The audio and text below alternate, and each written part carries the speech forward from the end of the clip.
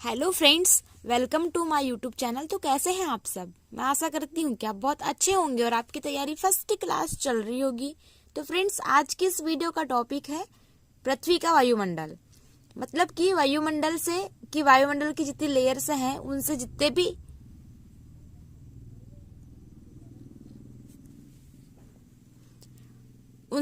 भी important question बन सकते हैं फ्रेंड्स, मैंने इस वीडियो में लिए हुए हैं।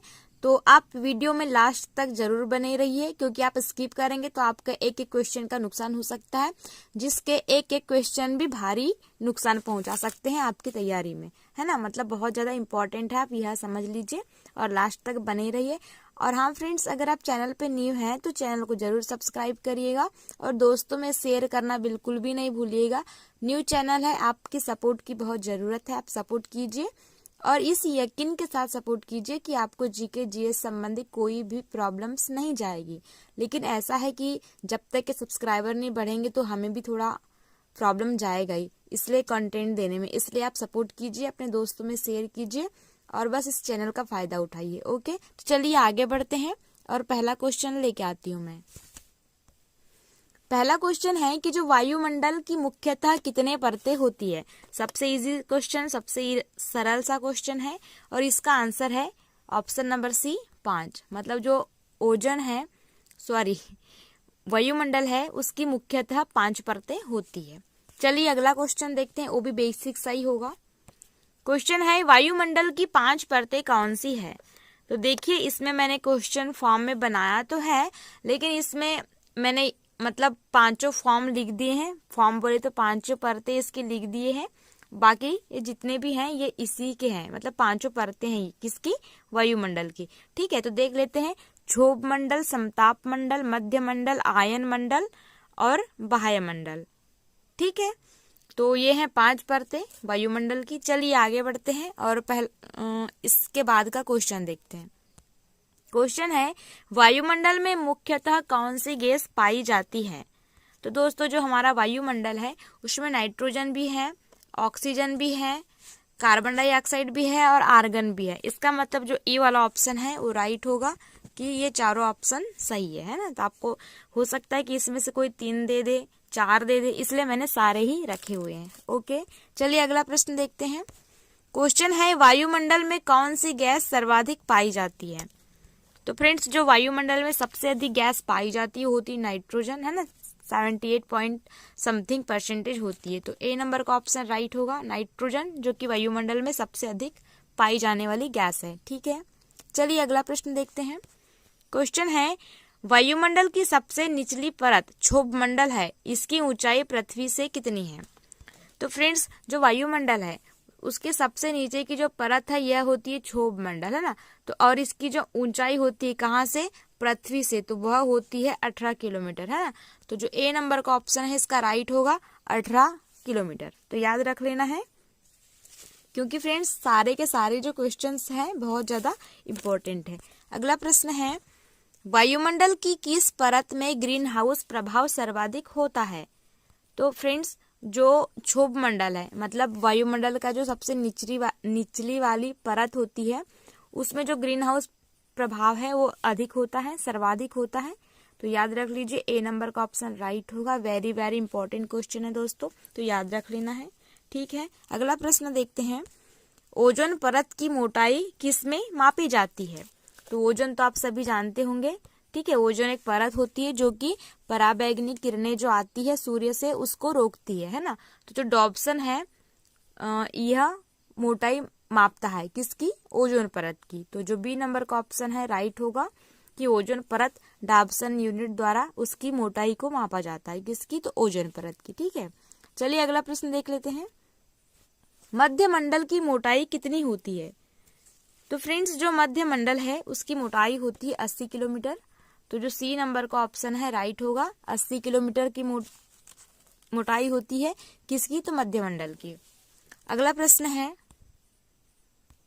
निम्नलिखित में से कौन सी गैस ग्रीन हाउस प्रभाव के लिए उत्तरदायी है। तो फ्रेंड्स, आप सभी जानते होंगे कि इनमें से जो कार्बन डाइऑक्साइड है CO2, यह ग्रीन हाउस प्रभाव के लिए रिस्पॉन्सिबल है। तो सी नंबर का ऑप्शन राइट होगा, याद रख लीजिए, है ना, इंपॉर्टेंट है तो वेरी वेरी बहुत बार पूछा जा चुका है। अगला देखते हैं,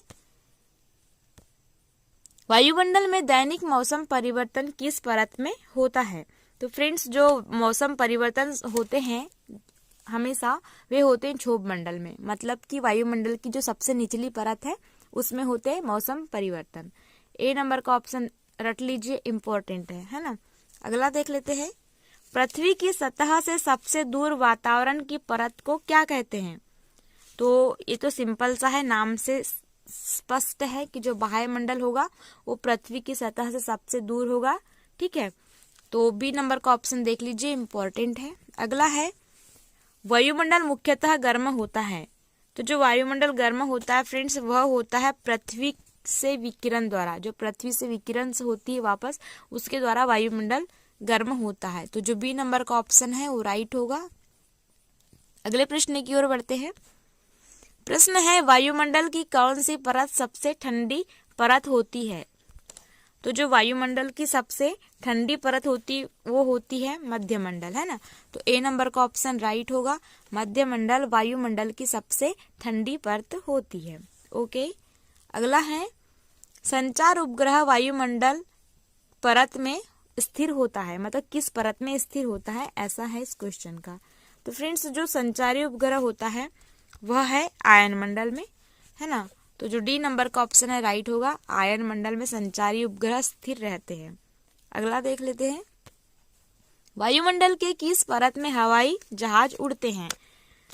तो जो समताप मंडल होता है उसमें हवाई जहाज उड़ते हैं, वो इसलिए होता है क्योंकि जो समताप मंडल है उसका जो तापमान होता है वो मतलब बराबर रहता है, न तो ज्यादा होता है न तो कम होता है, इसलिए वहां पे हवाई जहाज या जो भी विमान होते हैं वे उड़ाए जाते हैं समताप मंडल में। ठीक है, अगला है, वायुमंडल की परत क्षोभ मंडल सबसे गर्म क्यों होती है? तो वायुमंडल की जो सबसे ठंडी परत होती है वो कौन सी होती है? मध्यमंडल। लेकिन जो सबसे गर्म होती है वह होती है क्षोभ मंडल। तो बताना है कि वो क्यों होती है। तो जो इसका आंसर है वह है सी नंबर का जो ऑप्शन है कि पृथ्वी के पृष्ठ से गर्म हो जाती है। अगर मान लो सबसे निचली परत क्या है, क्षोभ मंडल है, और वो कहाँ से लगा हुआ है? तो पृथ्वी की भूमि से लगा हुआ है, और जब पृथ्वी का पृष्ठ ही गर्म हो जाता है तो क्षोभ मंडल का गर्म होना तो स्वाभाविक सी बात है। तो सी नंबर का ऑप्शन राइट होगा। अगला है, वायुमंडल की कौन सी परत रेडियो तरंग को परावर्तित करती है? तो इसका आंसर होगा आयन मंडल।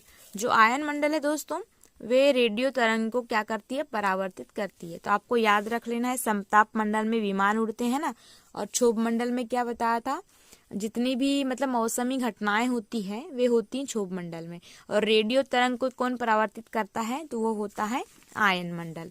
ओके, बस इतना। आगे बढ़ते हैं, समताप मंडल की मोटाई कितनी होती है? तो जो समताप मंडल है जहाँ पे तापमान क्या रहता है? समान रहता है, उसकी जो मोटाई होती है 50 किलोमीटर होती है। तो बी नंबर का ऑप्शन इसका राइट होगा, याद रख लीजिए, इम्पोर्टेंट है। अगला देख लेते हैं, कौन सी परत सूर्य से आने वाली हानिकारक किरणें मतलब पराबैंगनी किरणों से बचाती है?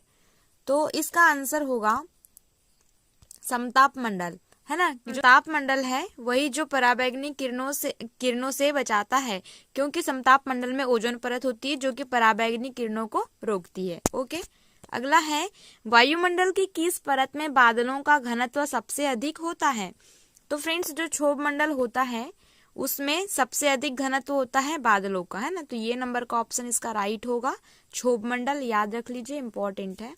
अगला प्रश्न है, वायुमंडल की किस परत का तापमान स्थिर रहता है? तो इसका आंसर होगा समताप मंडल, क्योंकि मैंने पीछे बताया था कि जो समताप मंडल है इसका तापमान स्थिर रहता है, इसीलिए यहाँ पर वाहन उड़ाए जाते हैं, मतलब जितने भी हवाई वाहन हैं वे समताप मंडल में चलाए जाते हैं। तो सी नंबर का ऑप्शन राइट होगा। अगला प्रश्न है, वायुमंडल के किस परत को संवहन मंडल भी कहते हैं? तो इसका भी आंसर होगा क्षोभ मंडल ही, कि जो क्षोभ मंडल है उसी को संवहन मंडल भी कहते हैं। अगला प्रश्न है, वायुमंडल के किस परत में बादल गरजते हैं? तो देखिए, पीछे मैंने बताया था कि जो क्षोभ मंडल है उसमें जितनी भी मौसमी घटनाएं होती हैं वे क्षोभ मंडल में होती है, तो स्वाभाविक सी बात है कि बादल गरजना भी एक मौसमी ही घटना है, तो क्षोभ मंडल में ही होगा, है ना। तो बी नंबर का ऑप्शन राइट है। अगला देख लेते हैं, वायु जो पूरी पृथ्वी को कंबल के समान ढके रहती है, तो ऐसे कहा जाता है वायुमंडल। तो बी नंबर का ऑप्शन राइट होगा। ये तो जो वेरी वेरी इंपॉर्टेंट क्वेश्चन है, इसको एकदम टिक कर लीजिएगा, ठीक है। वायुमंडल कहा जाता है जो पूरी पृथ्वी को कंबल के समान ओढ़े है। अगला देखते हैं, वायुमंडल में सर्वाधिक मात्रा में विद्यमान अक्रिय गैस कौन सी है? तो फ्रेंड्स यह होती है आर्गन, जो कि सर्वाधिक मात्रा में विद्यमान एक अक्रिय गैस है। याद रखना है, इंपॉर्टेंट है। अगला है, वायुमंडल की कौन सी परत उल्का पिंडों से बचाती है?